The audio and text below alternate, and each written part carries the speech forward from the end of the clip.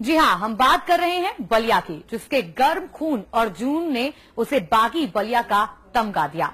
गंगा और घाघरा के दोआब में बसा बलिया अपने बगावती तेवरों के लिए जाना जाता है।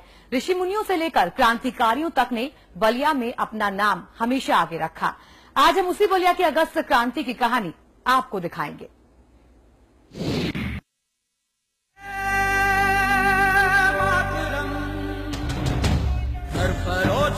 जग गए, बात मन में लग गई, आजाद रूह अब तड़प गई, अब तड़प गई। तीखे तेवर, फौलादी इरादे और मातृभूमि के लिए मर मिटने का जुनून। जिंदाबाद जिंदाबाद अमिशा जिंदाबाद जिंदाबाद जिंदाबाद। ये कहानी है बलिया की, बागी बलिया। अपने विद्रोही तेवरों की वजह से ही बलिया बागी बलिया कहलाया। उत्तर प्रदेश के पूर्वी छोर पर बसा बलिया पुराने समय से ही अपनी विशेषताओं के लिए विख्यात रहा है। लोक कथाएं बलिया को पौराणिक इतिहास से जोड़ती हैं। ये भूमि ऋषि मुनियों से लेकर स्वतंत्रता सेनानियों के लिए प्रसिद्ध रही है।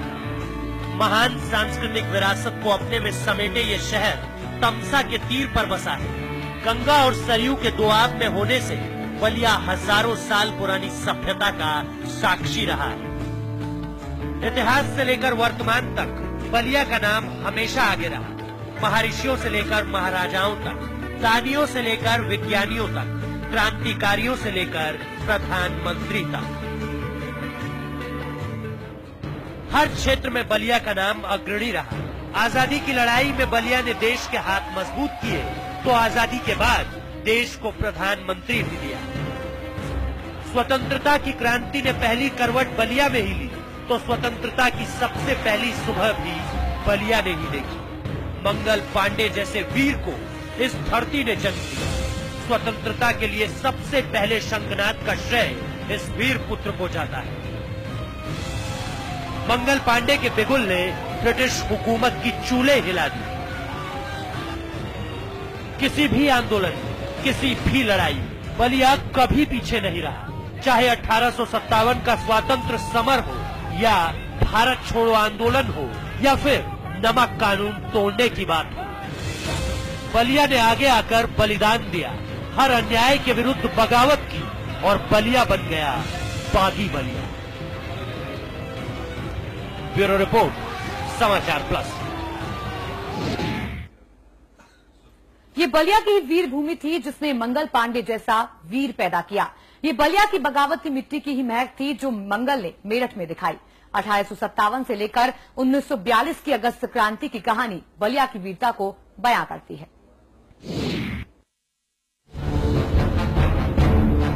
हिंदुस्तान ब्रिटिश हुकूमत से 15 अगस्त 1947 को आजाद है, लेकिन बलिया ने अपने बल पर 1942 में स्वतंत्रता की सुबह की एक झलक देखी और पूरे देश का पथ प्रशस्त किया।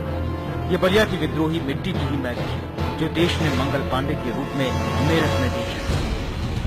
बलिया के लाल की वो बगावत नमूना भर थी बलिया की वानगी दिखाने के लिए। उसका अंजाम अभी आना बाकी था।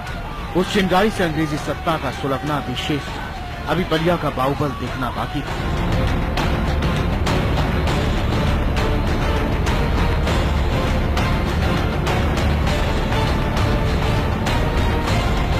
सन 1920 में बलिया ने बहिष्कार आंदोलन में फिर बगावती तेवर अपनाए।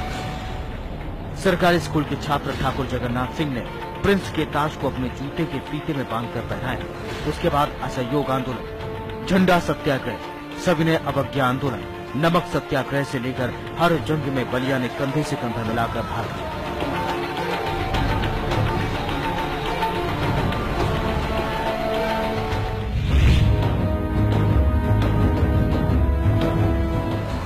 (1942) की बलिया क्रांति कोई अचानक देखा आक्रोश नहीं था। सालों से सुलग रहा लोगों का ये प्रतिशोध था और इस प्रतिशोध ने अंग्रेजों को बलिया से बेदखल करके ही दम लिया। बलिया की जमीन ने लोगों को जीवटता सिखाई। जलधाराओं की जमीन पर जीने वाले लोगों को बाढ़ की विभीषिका ने बगावती बनाया और इसी बगावत ने जन्म दिया